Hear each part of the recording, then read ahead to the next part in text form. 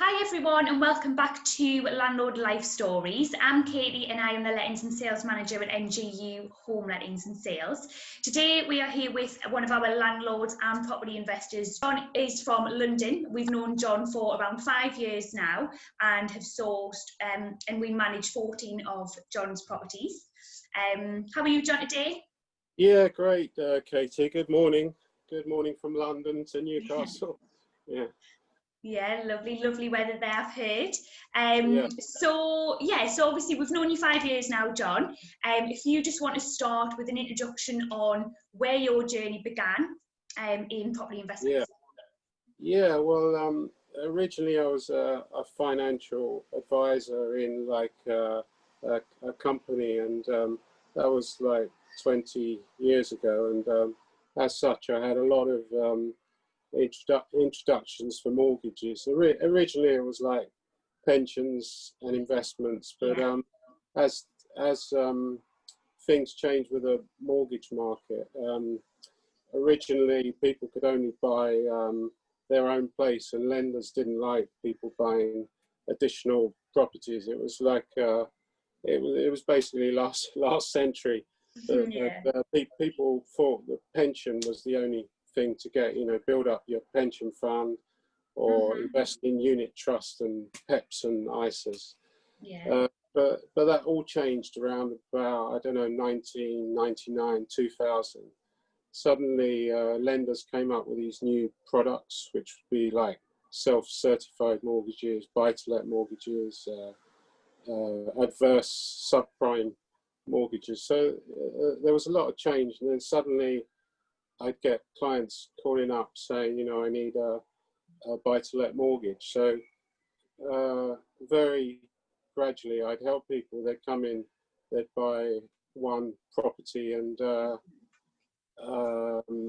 they'd let the property out, and then a few months later, because the London market was going up quite a bit, say 6 months later, they'd phone up again, say, I need a remortgage because my property's gone up by 20,000 and I want to take that money out, and I've seen another property and I want to get that one as well. So I come in, fill out mortgage applications, and so you knew the process. After a while I just got really busy, and I'd have like repeat offenders, so to speak, and they come in like every few months, another property, and some of them got loads and loads, and became quite wealthy really. And it was all because the mortgage market had changed, and suddenly buy-to-let was the thing to do, and this continued for quite a while, and everyone was saying, oh, the bubble's going to burst, property market will crash. But around about 2004, people thought a crash was coming, but that didn't. It didn't really happen till 2008, and suddenly I went from having a huge number of inquiries to virtually none, because mortgage lenders would no longer want to take on anyone who missed a payment, or they'd had a mortgage arrears, or they'd had a county court judgment before the lenders were taking virtually anyone on. And then suddenly 2008 there was this big crash, as you know, and so I continued what I was doing for a while, and I bought a couple of properties myself, and I let them out, and then eventually, by the time I met you, it's like I'd sold one property, and but then I looked at the prices in London, and the prices are quite high. So very different. we're talking about like $1 million to buy a 2-bedroom flat in central London. But so I spent some time looking at all these properties, and the mortgage lenders were asking for like 30 to 40% deposit. Like, if you're buying for 1 million, you need £400,000 to Wow. get the property, which is ridiculous. So somehow or another, I thought, well, let's look outside London, and in Newcastle and surrounding areas, you still can buy for 60,000 if you're lucky. So that would be what, 7 or 8 properties equivalent to one in London? Yeah, it's like the first 10 I bought with NGU, they were all cash purchases, which made life easier. And once your guys, Chris, had gone in, done all the refurbishment, I could remortgage the property and take most of the money out, 75% of the money out. And I think I did that with the first 10 or so, then maybe I ran out of money. But, and then one I've just done with you, I think it was 67,000, but I got a mortgage on that. Mortgage offer's just come, and I think the deposit's about 15,000. So it's a different market in the northeast and surrounding areas, So I think you just need to really explore, don't you? Because London is it's a massive difference in terms of price of anything, of a lot of things, really.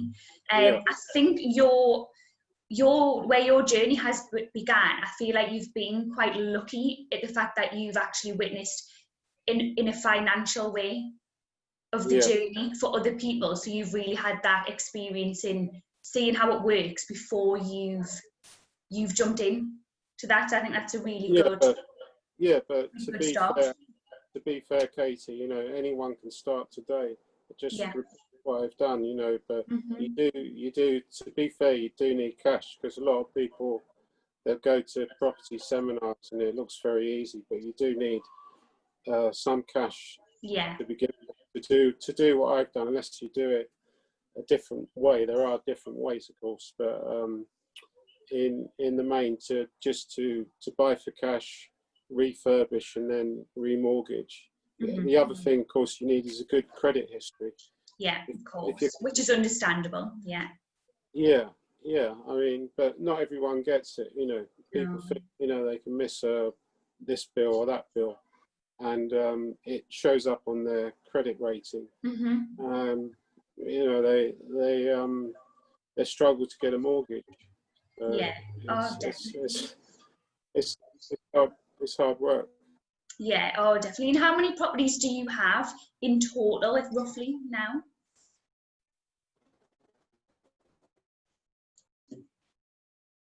Oh, I think I lost you a little bit there, John.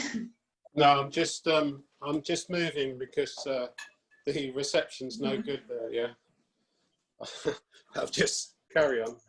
Yeah, sorry, I was just saying. So, how many properties do you have in total now? Would you say?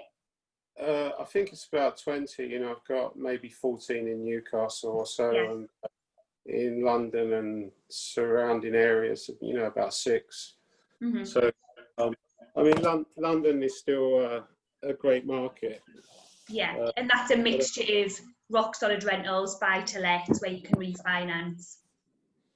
Well, yeah. I mean, the trouble is in London, since the virus, as I might have told you before by email, is the Airbnb market has crashed. A lot of tourists. Yeah, of course. Coming to London, they're no longer coming, and now we have a lot of empty hotels. I mean, I live in central London. There's a huge number of hotels, but a lot of them are empty now. Which is, I can well imagine. Yeah. With the restrictions and everything. So, when you come to rent a property in London, there's 3-4 times more property available than normal. And so rental prices have crashed. Some landlords reduce by £500 a month just to get a tenant. So really? Yeah. So but I can see in the northeast there's no change as far as There's not. No, I was just going to say it's actually been since March even. There was a bit of a quiet spell, obviously, with what happened, but it's been absolutely manic. We've had, everyone seems to want to move at the minute, so it's been really busy considering, you know, what's going on around us at the moment. Yeah, still really busy. And usually, because obviously the kids have been off school, usually when that happens, take over out the situation previous years. When the kids are on holiday, it's normally really quiet because obviously parents are out with the kids. But no, it's been really, really busy. Still is. So John, where do you see yourself in 10 years' time? Well, I'm going to keep buying as many as I can as many as I can in the northeast. And do you have a figure of how many properties that you?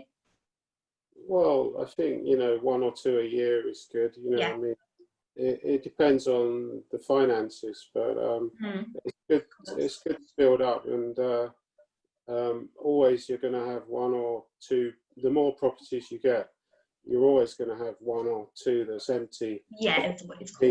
Needs refurbishment. So it's just like a numbers game. The more you have, then you have like some kind of stable income. Not everyone's going to move out or, you know, become unemployed at the same time. And, you know, a lot of the tenants have money from the government, you know, benefits coming in. So it's not so bad, you know. And because some people may think, you know, Newcastle, you know, it's another world, you know, it's a long way away. But, it certainly is in many aspects. Yeah, I mean, that's why you need an agent to look after you. But you know, for investors, actually, I think eventually the prices will go up, but for a long time, I think they've been more or less the same for the last few years. They may have gone up like 1-2% something, but prices have been quite stable for 10 years or so. They have. Definitely. And I think just touching on what you've just said there, would you agree that in terms of if you're a new landlord starting out or you don't know too much information, it's always best to have either an agent or a professional property sourcer on board, just so you don't, you know, source in the wrong area? Would you agree? Yeah, you've got to be careful. I mean, there's some areas in the northeast which are no-go, which are, you know, I've gradually found out. I've had like visits to see yourself and car journeys around, and it's like avoid certain areas.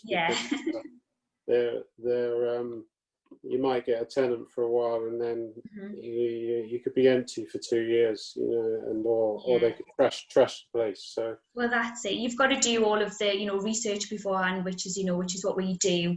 But it's good for you to know and experience, you know, for yourself when you come up and we show you around, you know, just to see exactly what we mean. And, you know, I think it's very important to meet up as well when you come up. And obviously I know at the minute it's difficult because of what's going on. But obviously we'd love to have you up again soon so we can go back out when we can. And no, I'll try and come up. Obviously with this virus, everyone's very cool. So evenally, you know, it'll calm down, but it's taking a long. It's like Brexit. I know. Forever. And we're all getting fed up. You know? We're all really fed up with it at the moment. You know? Oh, definitely, yeah. And then, I'm sorry, what were you going to say, John? No, I'll try and come up. I'd like to come up once a year. You know, it's good. And I was going to say, once you found one property that pays well, then it's logical to look in the same street or the next street to find one. So, definitely, of course. Yeah, well, we're starting to source a lot more than we have been, because obviously there was with viewing properties, as you know, we go out and check off the refurb. There was a time where we weren't able to do viewings with the lockdown, so that's picking up again now, as you know, we're sending them out. So hopefully when we can get back to meeting up with our landlords and contact is allowed properly, then we'll have to get that booked in. So finally, last question, what would the best bit of advice you would give to a landlord or investor who's just starting out? Well, a lot of people, they go to property seminars and they try and learn stuff, but often they don't even have a property. So I personally think it's best to buy your own property, and then you need to raise a deposit for your buy to let. So even like if you're starting out with no property, it's difficult to get buy to let mortgages as a first time buyer. They don't always allow them. So it's best to buy your own property and then take a bit of equity from the property and use it as a deposit in the property you're buying. I mean, it's not, as I said, you know, I saw one I've just got a mortgage offer for 67,000, I think, and the deposit was 15. So it's not, if you live in the right area of the country, you've got a house and you've owned it for a while, then you have equity. I mean, prices are still going up in other areas of the country. So that's the first thing. And the other thing is to keep a good credit rating. If your credit rating is poor, you're never going to get very far. So you have to work on Equifax and Experian to sort that out. Otherwise, you're going to struggle. And the third thing is just to keep at it, because too many people, they hit a problem after a while. It could be tenants aren't paying, or you know, they need repairs, and it's like a major headache. But you will actually get quite a few headaches along the way. Of course. No one's saying it's easy. So you've got to just keep going. Once you're in, don't pull out early. You'll end up losing a lot of money thinking, oh, I wish I'd never done that, you know. So but there's like the amateur landlords who would have one property and may get a bit of a headache. You may be lucky, but then you have now the professional landlords, portfolio landlords that have a large number of properties, and that's what the banks are happier to lend money to them now, or companies instead of individuals. So but you know, when you're starting out, as I say, you know, have your own property, take a bit of equity. You need to take, you know, 25% to put down on a buy to let mortgage, and then gradually build up. It takes a while, you know. Yeah, it certainly does. Well, go on. It's taken me 5 years, you know, to get as many properties in with yourself. So it all takes time, you know. Yeah, no, of course. And I mean, there's been little hiccups along the way, but as you say, it's not easy being a landlord. You know, it's as long as you sort of get properties in the right areas, the right tenant with the vetting through the way, then, you know, that's what you need. That's what you need. Yeah, if you got like 90% good tenants, you'll be all right, you know. Yeah. If it's the other way around, you've got 10% good, you're in big trouble. Not what you need. A bit of a headache, no, of course. Of course. Well, perfect, John. It's been lovely having you on. A pleasure as always. Thanks, Katie. Nice to talk to you again. I hope you have a lovely day, and I'll speak to you soon. Okay, thanks. Thanks, John. Bye.